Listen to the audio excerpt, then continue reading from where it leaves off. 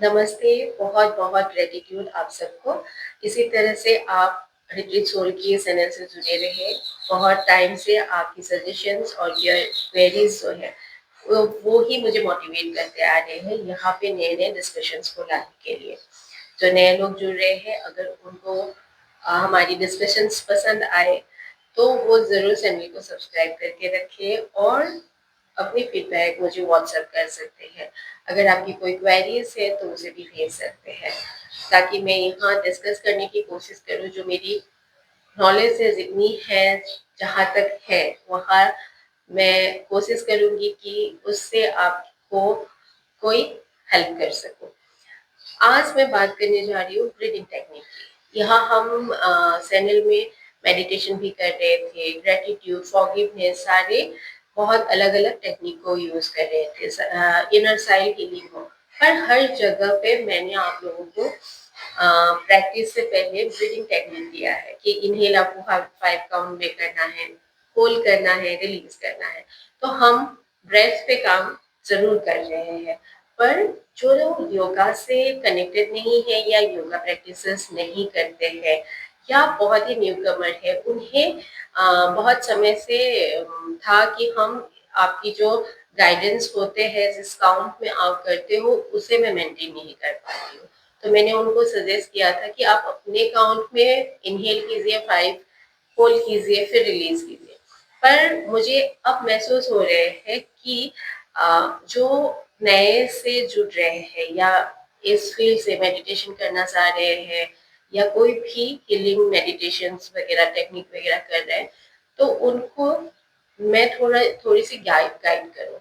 तो आज हम यहाँ अपने ब्रेथ पे कैसे काम करें, तो वो हम योगिक एक प्रैक्टिस है, आप सबको पता है, अनुलोम विलोम। उसकी प्रैक्टिस कैसे करना है वो गाइड कर रही हूँ।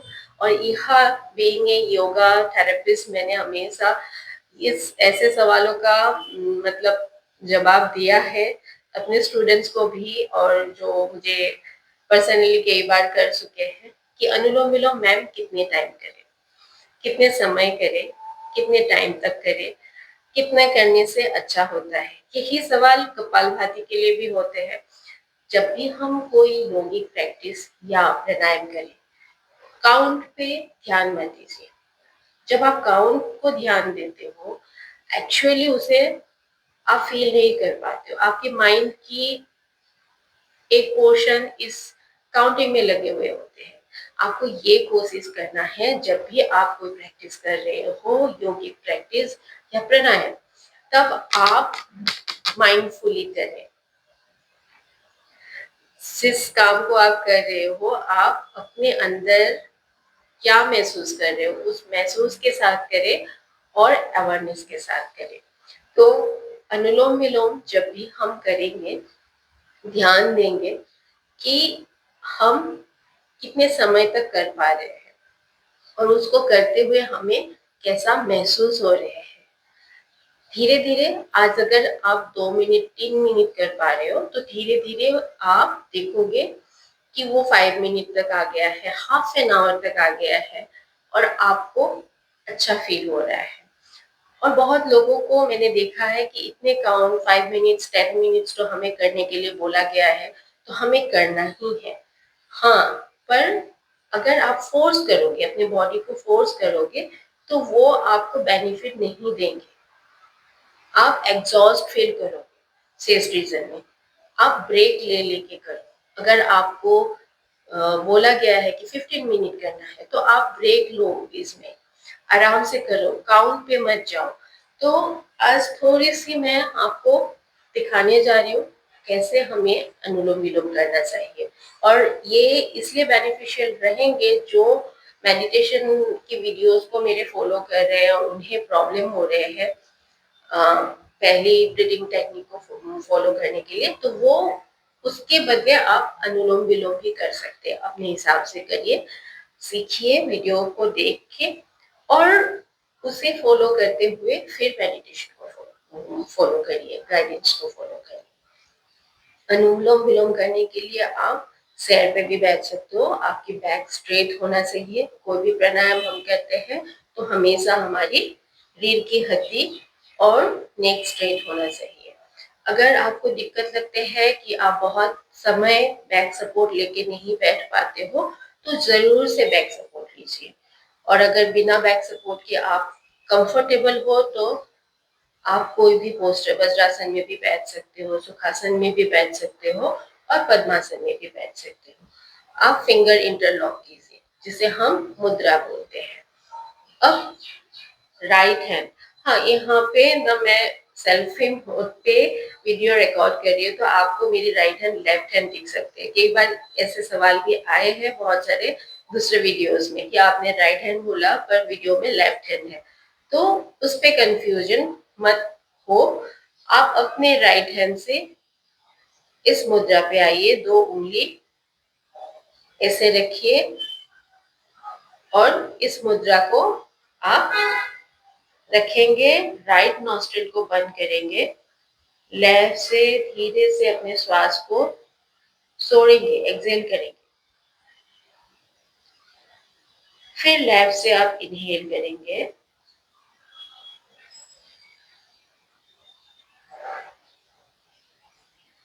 लेफ्ट नॉस्ट्रिल बंद करेंगे, राइट से धीरे धीरे एक्सेल करेंगे। फिर राइट से इनहेल करेंगे,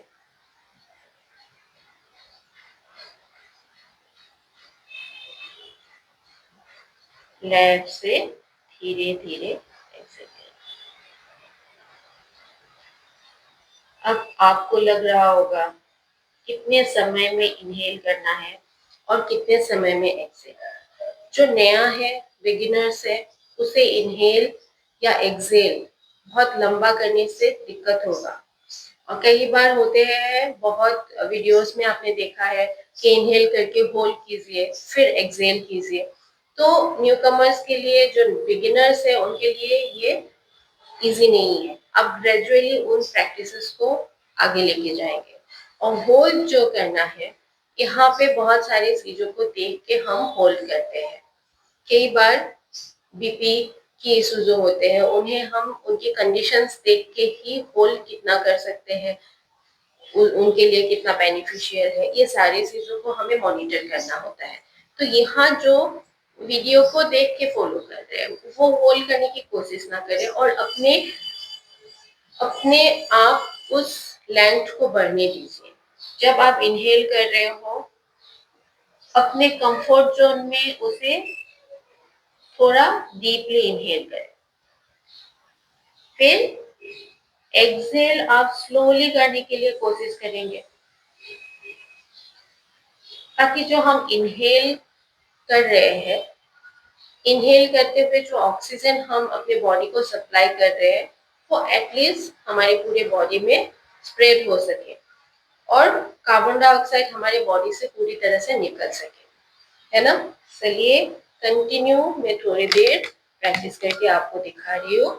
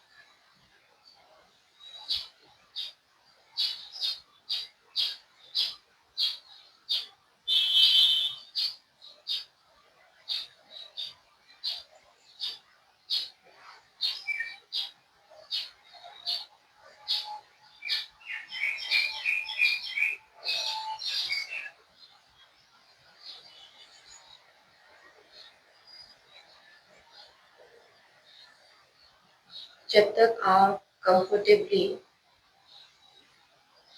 अभ्यास कर पा रहे हैं तब तक करेंगे, और जब आपको अनईजी फील हो आप धीरे से हाथ को नीचे रखेंगे,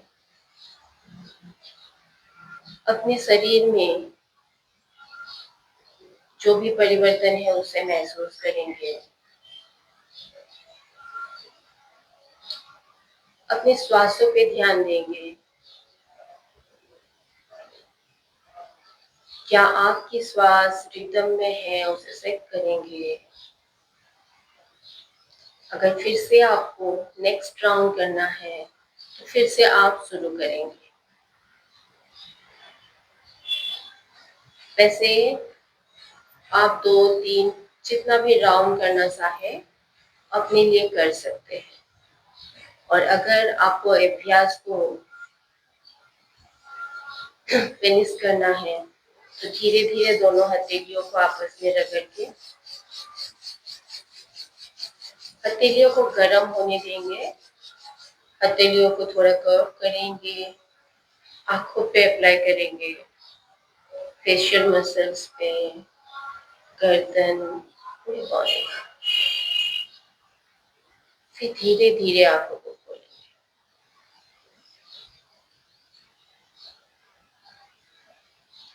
अगर आप इस तरह से अभ्यास करेंगे अनुलोम विलोम के तो आप बेनिफिशियल रहेंगे।